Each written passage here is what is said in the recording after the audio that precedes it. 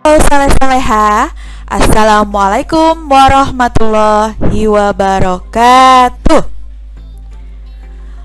Baik, bagaimana kabarnya hari ini? Alhamdulillah, sehat walafiat, luar biasa. Yes, yes, yes, Allahu Akbar. Semangat pagi, go, go, go. Baik, pada kesempatan hari ini kita akan belajar tematik tema 7, peristiwa dalam kehidupan. Subtema 1, peristiwa kebangsaan masa penjajahan. Baik, kita masuk kepada materi ya. Kita mulai dari kedatangan bangsa Eropa. Nah, jadi bangsa Eropa yang pertama kali datang di Indonesia adalah bangsa Portugis. Kemudian disusul oleh bangsa Spanyol. Nah, bangsa Portugis dan bangsa Spanyol ini bersaing untuk menguasai perdagangan di Indonesia. Selain Portugis dan Spanyol, setelah mereka sampai di Indonesia, Belanda juga berusaha mengikutinya. Pada tahun 1596, orang-orang Belanda sampai di Indonesia. Mereka di bawah pimpinan Cornelis de Houtman. Pada awalnya, mereka mendarat di Banten. Dalam kunjungan pertamanya, Belanda bersikap sombong. Nah, hal ini menimbulkan kebencian dari rakyat Banten. Lalu kemudian kunjungan berikutnya dipimpin oleh Jacob van Eyck. Di kunjungan keduanya, Belanda sudah tidak bersikap sombong. Nah, hasilnya apa? Hasilnya Belanda diterima oleh rakyat Banten. Mereka berhasil melakukan perdagangan.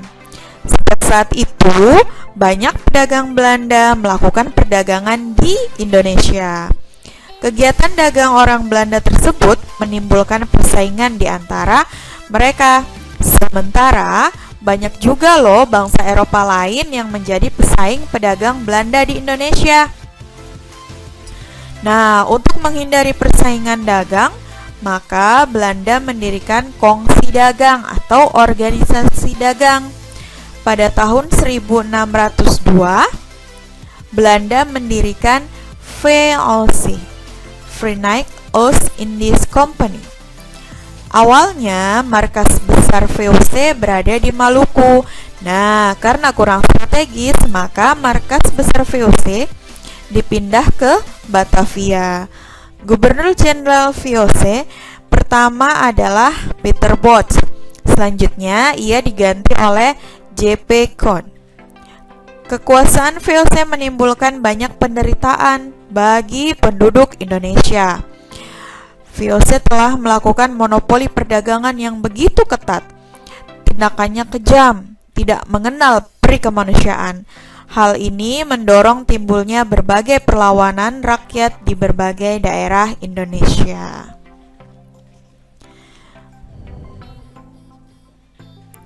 Dalam perjalanannya,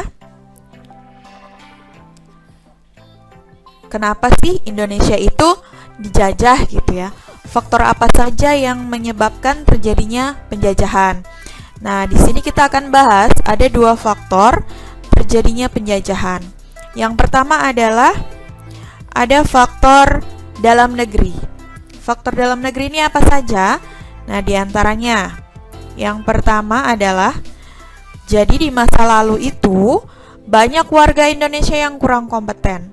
Maksudnya kurang kompeten itu gimana ya? Jadi zaman dulu itu pendidikan bukanlah hal yang penting, bukan sesuatu yang penting bagi rakyat Indonesia. Kalau zaman dulu itu kerja, kerja, dan kerja. Pendidikan tidak penting. Nah, hal itulah yang menyebabkan penjajah itu mudah masuk. Mereka menggeruk semua keuntungan dari negeri ini, lalu membawanya kembali ke negeri asal. Selanjutnya yang kedua, mudah dipengaruhi oleh kepentingan asing. Jadi zaman dulu orang-orang Indonesia di masa lalu itu mudah sekali dipengaruhi oleh kepentingan asing. Yang selanjutnya, yang ketiga, penjajah menawarkan sejumlah uang pada orang-orang tertentu yang rakus dan mereka mau melakukan apa saja. Jadi kalau zaman dulu itu asal ada uang, maka semua orang bisa jadi teman. Tak peduli padahal sebenarnya dia lawan yang sengaja menjatuhkan. Yang keempat, kurangnya persatuan dan banyak timbul perpecahan. Kalau zaman dulu antar suku justru selalu berperang dan saling ingin menguasai suatu wilayah atau banyak wilayah. Jadi banyak perpecahan dan permusuhan, mau menang sendiri, seperti itu. Nah, selain faktor dari dalam negeri, ada juga faktor dari luar negeri. Apa aja faktor dari luar negerinya? Yang pertama, pencarian rempah-rempah.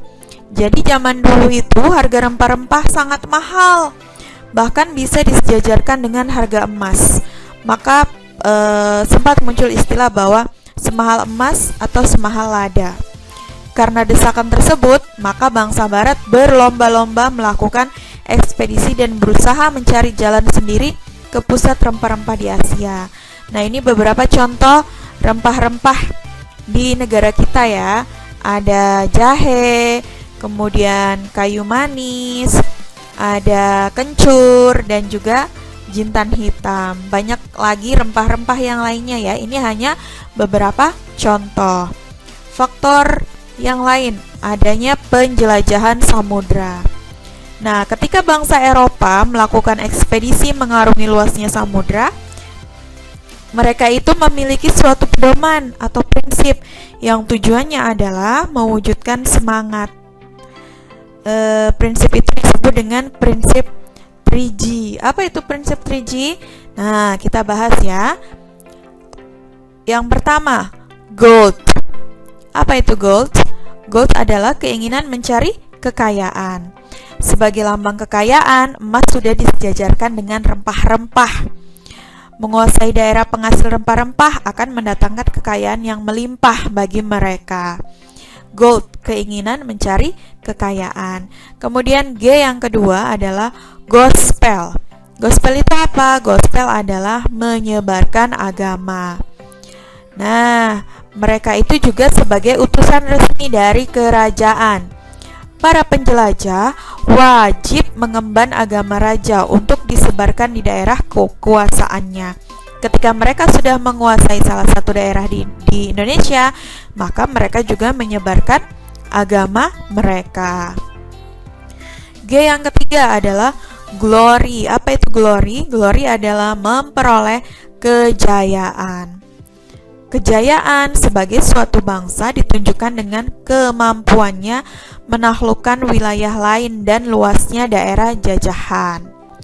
Jadi itu ya teman-teman, pedoman 3G ada 3, ada gold, gospel, dan glory. Gold mencari kekayaan, gospel menyebarkan agama, dan glory memperoleh kejayaan. Faktor yang ketiga adalah kemajuan iptek atau ilmu pengetahuan dan teknologi. Karena semangatnya bangsa Eropa untuk mengejar ketertinggalan, maka bangsa Eropa mulai mencoba untuk melakukan penyesuaian yang lebih baik terhadap orang-orang timur untuk mempelajari ilmu pengetahuan dan teknologi. Kemajuan teknologi yang semakin berkembang dibuktikan dengan beberapa hal. Contoh, dikembangkannya teknik pembuatan kapal untuk mengarungi samudra. Kemudian ditemukannya mesiu untuk persenjataan, dan ditemukannya kompas sebagai petunjuk arah. Dan pada akhirnya bangsa Eropa mulai melangkah menuju dunia timur, sampailah bangsa Eropa ke Nusantara atau ke Indonesia. Seperti itu ya. Jadinya penjajahan di Indonesia itu ada 2 faktor. Ada faktor dalam negeri dan juga faktor luar negeri. Kita lanjut.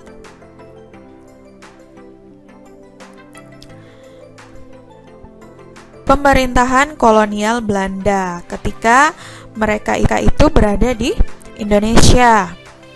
Nah, ini pada tahun 1595, Belanda berangkat dari Eropa di bawah pimpinan Cornelis de Houtman dan sampai di Indonesia pada tahun 1596 mendarat di Banten.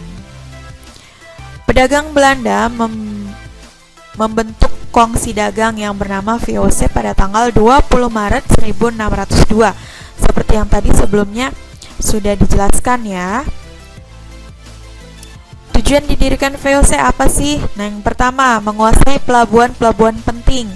Yang kedua, menguasai kerajaan-kerajaan di Indonesia. Dan yang ketiga, melaksanakan monopoli perdagangan rempah-rempah.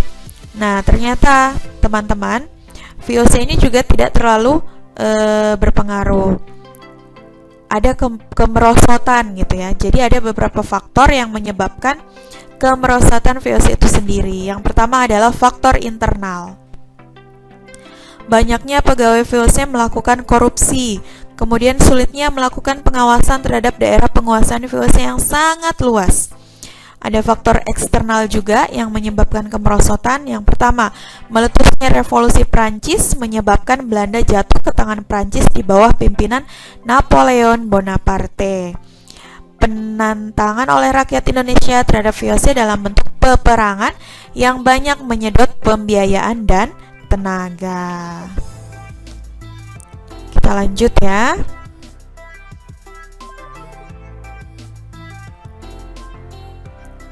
Nah, pada tanggal 15 Januari 1808, Herman William Daendels menerima kekuasaan dari Gubernur Jenderal Wales. Daendels dibebani tugas mempertahankan Pulau Jawa dari serangan Inggris, karena Inggris telah menguasai daerah kekuasaan VOC di Sumatera, Ambon, dan Banda. Apa langkah-langkah yang diambil Daendels? Di antaranya, 1. Meningkatkan jumlah tentara dengan cara mengambil dari berbagai suku bangsa. Yang kedua, membangun pabrik senjata di Semarang dan Surabaya. Yang ketiga, membangun pangkalan armada di Anyer dan Ujung Kulon. Yang keempat, membangun jalan raya dari Anyer hingga Panarukan sepanjang lebih kurang 1.100 km. Dan yang keempat, membangun benteng-benteng pertahanan. Selain langkah-langkah tadi, ada juga beberapa langkah yang ditempuh Daendels. Di antaranya, dia menerapkan sistem kerja paksa atau biasa kita kenal dengan Rodi. Daendels juga melakukan berbagai usaha untuk mengumpulkan dana dalam menghadapi Inggris, antara lain yang pertama, mengadakan penyerahan hasil bumi, memaksa rakyat menjual hasil buminya kepada pemerintah Belanda dengan harga yang murah, mewajibkan rakyat Priangan untuk menanam kopi dan menjual tanah-tanah mereka, maksudnya tanah-tanah dari Indonesia, dijual ke mereka dengan harga yang murah sekali. Kita lanjut ke pemerintahan kolonial Inggris.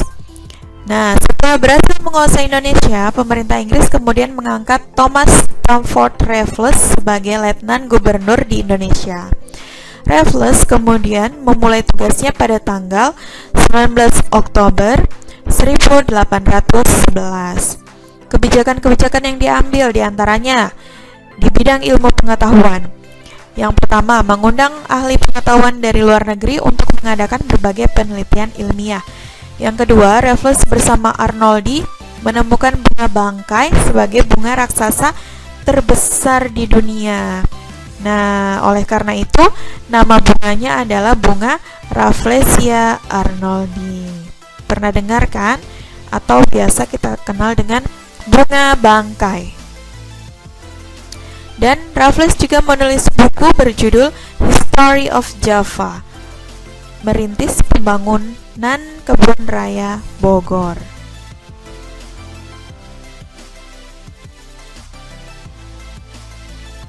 Selanjutnya, kebijakan di bidang ekonomi. Menghapus kontingenten, penyerahan diganti dengan sistem sewa tanah. Yang kedua, semua tanah dianggap milik negara, maka petani harus membayar pajak sesuai uang sewa. Ini sistem tanam paksa ya. Petani harus menanami 1/5 bagian tanahnya dengan jenis tanaman yang sudah ditentukan. Kemudian yang kedua, tanah yang telah ditanami tanaman wajib bebas dari pajak. Yang ketiga, hasil tanaman harus dijual kepada Belanda. Yang keempat, kerusakan tanaman menjadi tanggungan pemerintah Hindia Belanda. Nah, dalam pelaksanaannya, sistem tanam paksa ini ternyata lebih memberatkan rakyat. Coba kita lihat di sini. Harus menanami 1/5 bagian, tapi tanamannya sudah ditentukan. Kemudian, tanah yang telah ditanami tanaman wajib bebas dari pajak. Padahal itu tanah-tanah mereka gitu ya. Terus itu hasil tanamannya dijual kepada Belanda dan dibeli dengan harga yang sangat murah. Tanaman yang rusak itu menjadi tanggungan petani gitu. Nah, dengan demikian jelas pelaksanaan sistem tanam paksa sangat merugikan rakyat. Lalu sistem tanam paksa itu benar-benar telah menyengsarakan rakyat. Oleh karena itu, banyak pihak yang menentang sistem tanam paksa. Nah, beberapa pihak yang menentang sistem tanam paksa ya. Yang pertama ada golongan pendeta. Nah, golongan pendeta ini menentang atas dasar kemanusiaan. Adapun tokoh yang mempelopori penentangan ini adalah Baron van Hove. Ia adalah seorang pendeta. Setelah kembali ke negerinya, ia menjadi anggota parlemen. Kemudian dia bersama kelompoknya berupaya memperjuangkan nasib rakyat tanah jajahan. Akhirnya, muncullah kecaman keras supaya pemerintah menghapuskan sistem tanam paksa.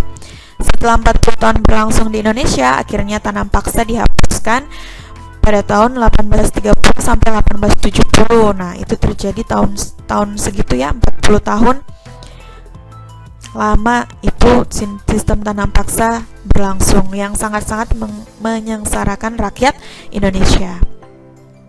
Kemudian golongan yang kedua adalah golongan liberal. Yang pertama ada Doesdecker. Doesdecker dengan nama samaran Multatuli yang menentang tanam paksa dengan mengarang buku berjudul Max Havelaar. Doesdecker mengajukan tuntutan kepada pemerintah kolonial Belanda untuk lebih memperhatikan kehidupan bangsa Indonesia. Jadi langkah-langkah yang dilakukannya ada beberapa ya, diantaranya pendidikan. Kemudian yang kedua, membangun saluran pengairan atau irigasi. Dan yang ketiga, memindahkan penduduk dari daerah yang padat ke daerah yang jarang penduduknya. Selain Doesdecker ada Frans van de Putte dengan mengarang buku berjudul Zwicker Contracten atau kontrak kerja. Sistem tanam paksa juga dikritik karena mematikan usaha perkebunan swasta di Hindia Belanda. Kritikan ini ditulis oleh pengusaha perkebunan Frans van de Putte dalam artikelnya Zwicker Contracten. Nah, jadi ada beberapa pihak juga yang menentang sistem tanam paksa ini ya, diantaranya golongan pendeta dan golongan liberal. Kemudian dari pihak Indonesia itu diantaranya adalah ada perlawanan dari Sultan Agung Hanyakra-Kusuma. Sultan Agung Hanyakra-Kusuma adalah Raja Mataram Islam. Ia bercita-cita ingin meluaskan daerah kekuasaannya. Di lain pihak, VOC telah berkuasa di Batavia. VOC juga berusaha memperluas kekuasaannya di Pulau Jawa. Dengan demikian, VOC menjadi penghalang cita-cita Sultan Agung. Lalu Sultan Agung berusaha mengusir VOC dari Batavia. Sultan Agung melakukan serangan ke Batavia sebanyak 2 kali. Serangan pertama dilaksanakan pada tahun 1628. Sultan Agung mengirimkan pasukannya di bawah pimpinan Tumenggung Baureksa dan dibantu oleh Dibati Ukur dan Tumenggung Sura Agul-Agul. Namun mengalami kegagalan karena kalah dalam hal persenjataan. Dan pada serangan pertama itu Tumenggung Baureksa gugur. Pada tahun 1629, Mataram melancarkan serangan kedua. Pasukan Mataram berhasil menghancurkan benteng Hollandia milik VOC. Namun, VOC tetap berhasil mengatasi serangan pasukan Mataram. Bahkan, lumbung-lumbung pangan Mataram yang berada di Karawang habis dibakar VOC. Dengan demikian, serangan kedua pasukan pasukan Mataram juga gagal. Jadi perlawanan Sultan Agung Hanyakarakusuma 2 kali ya. Serangan pertama gagal, serangan kedua juga gagal. Kemudian kita masuk ke pergerakan nasional. Pergerakan nasional itu apa? Pergerakan nasional adalah bentuk perlawanan bangsa Indonesia terhadap kaum penjajah yang tidak menggunakan kekuatan bersenjata, tetapi menggunakan organisasi yang bergerak di bidang sosial, budaya, ekonomi, dan juga politik. Pada awalnya, organisasi-organisasi pergerakan nasional tidak ditujukan untuk perlawanan terhadap kaum penjajah, tetapi untuk meningkatkan kesejahteraan rakyat yang mengalami penderitaan akibat penjajahan. Seiring berjalannya waktu, organisasi-organisasi ini digunakan untuk mewujudkan kemerdekaan. Nah, faktor-faktor yang mempengaruhi pergerakan nasional. Ada beberapa faktor, ada faktor internal dan juga faktor eksternal. Faktor internal diantaranya penderitaan akibat penjajahan. Karena merasa menderita gitu ya, dijajah terus, maka Indonesia melakukan pergerakan nasional. Kemudian yang kedua, pembatasan penggunaan bahasa. Nah, karena adanya pembatasan penggunaan bahasa itu menimbulkan reaksi terhadap semangat kedaerahan bangsa Indonesia. Kemudian selanjutnya faktor eksternal. Yang pertama, ide-ide barat masuk lewat pendidikan barat yang modern menggantikan pendidikan tradisional. Yang kedua, kemenangan Jepang atas Rusia mengembalikan kepercayaan bangsa Indonesia akan kemampuan diri sendiri. Yang ketiga, pergerakan dan perjuangan bangsa lain menentang penjajahan. Dan yang terakhir itu ya, pergerakan dan perjuangan bangsa lain menentang penjajahan, misalnya India, Turki, Irlandia, dan juga lain-lain. Pergerakan nasional itu ada beberapa masa. Yang pertama ada masa pembentukan, terjadi pada tahun 1908 sampai dengan 1920. Masa pembentukan adalah masa awal pergerakan nasional yang ditandai dengan berdirinya organisasi-organisasi modern, diantaranya organisasi Budi Utomo, kemudian organisasi Sarekat Dagang Islam, Initiatif atau IP, dan Muhammadiyah. Kemudian Trikoro Darmo yang didirikan oleh R. Satimanwe, Kadarman, dan juga Sunardi. Yang kedua ada masa radikal atau non-kooperasi. Masa radikal adalah masa ketika muncul organisasi-organisasi politik yang tidak mau bekerja sama dengan pemerintahan Hindia Belanda dalam mewujudkan cita-cita organisasinya, seperti Partai Komunis Indonesia atau PKI, Partai Perhimpunan Indonesia, dan Partai Nasional Indonesia. Kemudian yang ketiga adalah masa krisis pergerakan, terjadi pada tahun 1930 sampai dengan 1935. Penyebabnya apa? Yang pertama, pengaruh krisis ekonomi yang memaksa pemerintah tidak keras untuk menjaga ketertiban dan keamanan. Yang kedua, pembatasan hak berkumpul dan berserikat. Yang ketiga, tanpa melalui suatu proses pengadilan, Gubernur Jenderal dapat menyatakan sesuatu pergerakan atau kegiatannya bertentangan dengan undang-undang atau tidak.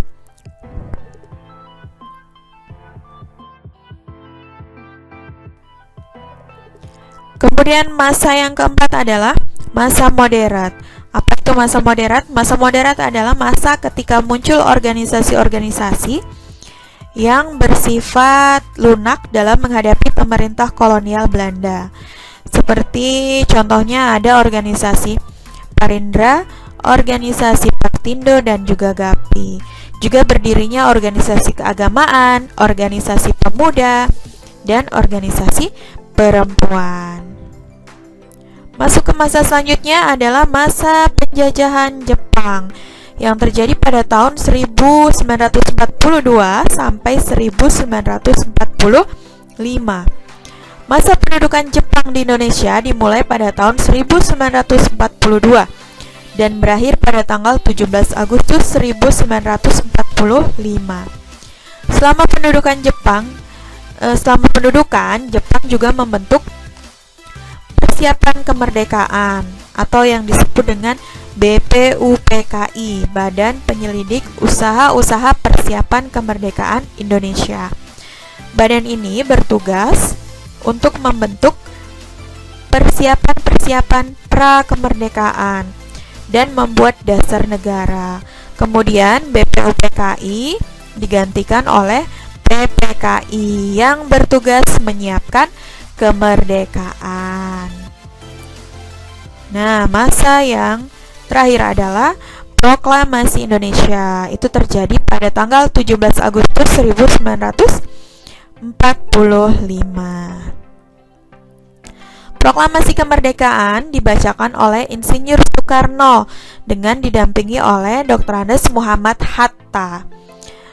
Peristiwa proklamasi bertempat di Jalan Pegasaan Timur 56, Jakarta Pusat. Tokoh yang merumuskan proklamasi terdiri atas Tadashi Maeda, Tomegoro Yoshizumi, Nishijima Miyoshi, Muhammad Hatta, Soekarno, dan juga Ahmad Subarjo. Jadi itulah yang sering kita dengar tuh ya, peristiwa proklamasi oleh Insinyur Soekarno dibacakan dan didampingi oleh Muhammad Hatta. Kemudian ada juga Sumpah Pemuda sebagai salah satu pergerakan nasional Indonesia. Jadi pergerakan Sumpah Pemuda ini pergerakan nasional bermula ketika orang-orang Belanda datang menjajah kekayaan alam Indonesia tanpa memperhatikan keadaan penduduk. Mereka memperkerjakan dan menindas penduduk Indonesia demi keuntungan mereka. Hal ini terus berlanjut hingga seorang warga Belanda, Van Deventer, membuat tulisan yang mengkritik perlakuan tersebut dan mengemukakan politik etis atau bisa disebut politik balas budi rakyat Belanda kepada Indonesia. Dan pada akhir tahun 1928, kondisi bangsa Indonesia telah berjiwa nasionalisme yang kuat. Mereka telah bersatu, rasa kebangsaan yang tangguh telah melekat di diri masing-masing, dan rasa akan mendapatkan kemerdekaan begitu kuat. Dan pada tanggal 27 sampai 28 Oktober 1928 diadakan Kongres Pemuda II yang dihadiri utusan organisasi pemuda, dan mereka mengikrarkan Sumpah Pemuda yang disebut dengan Sumpah Pemuda. Nah, ini isinya ya. Kita baca bersama-sama. Sumpah Pemuda. Kami putra dan putri Indonesia mengaku bertumpah darah yang satu, tanah Indonesia. Kami putra dan putri Indonesia mengaku berbangsa yang satu, bangsa Indonesia. Kami putra dan putri Indonesia menjunjung tinggi bahasa persatuan bangsa Indonesia. Dalam kongres ini diperkenalkan pula lagu kebangsaan Indonesia. Lagu apa? Indonesia Raya, karya W.R. Supratman. Dan juga dikibarkannya bendera Sangsaka Merah Putih. Nah, peristiwa Sumpah Pemuda ini merupakan salah satu puncak pergerakan nasional Indonesia dan sangat bersejarah. Oleh karenanya, peristiwa ini selalu diperingati tiap tahun agar para pemuda mewarisi semangat perjuangan, persatuan, dan kesatuan pemuda-pemuda terdahulu demi meraih kemerdekaan Indonesia yang sejati. Kita kenal biasanya dengan nama Hari Sumpah Pemuda.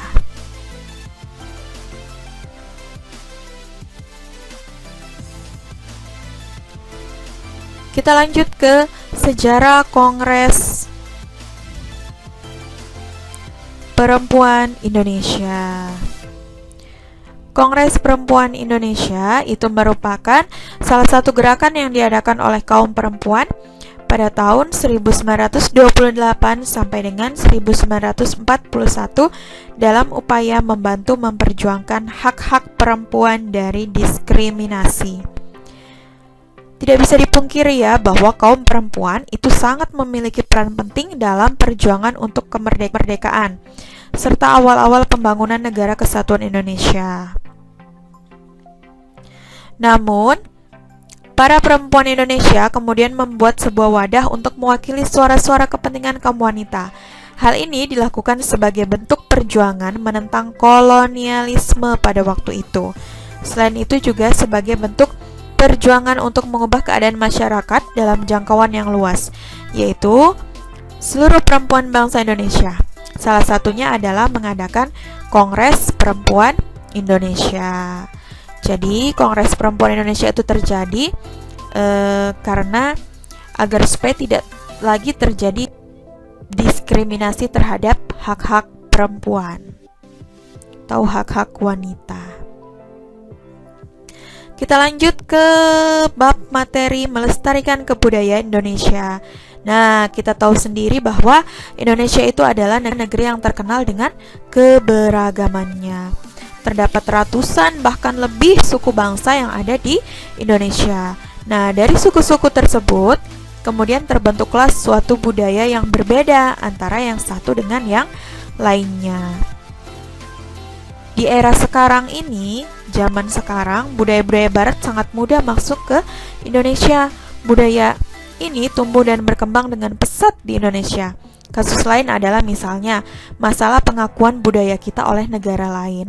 Tentu kita geram kan karena negara tetangga dengan seenaknya mengklaim bahwa itu adalah budaya mereka, padahal itu budaya Indonesia. Kita sebagai rakyat Indonesia juga harus sadar akan kesalahan kita. Kita harus introspeksi diri.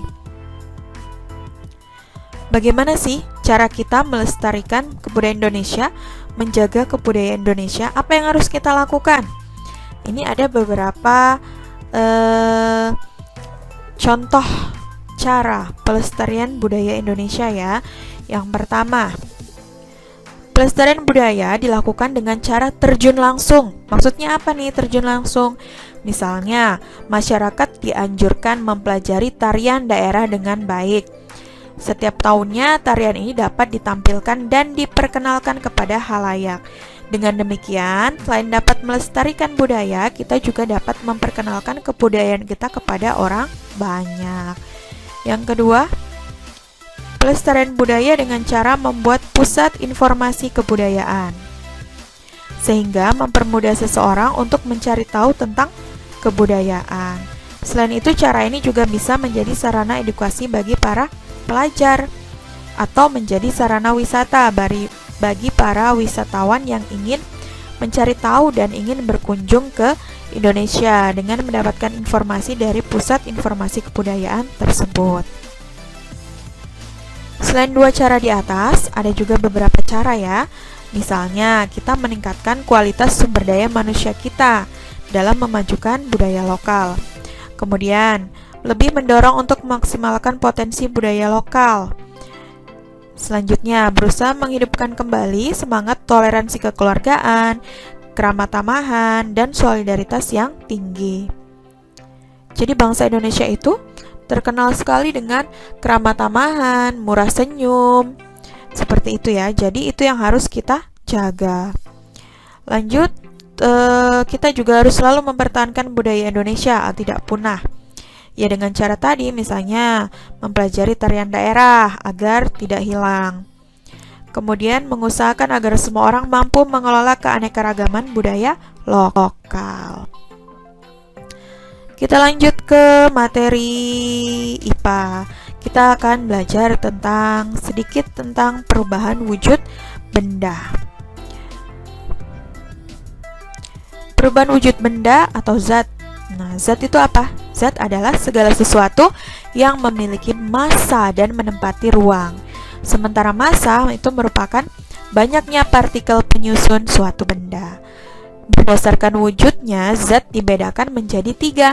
Ada zat padat, zat cair, dan juga zat gas. Nah, ciri-ciri masing-masing zat. Zat padat, susunan partikel rapat dan teratur, gaya tarik-menarik antar partikel kuat, gerakan partikel sangat terbatas, dan bentuk volume tetap.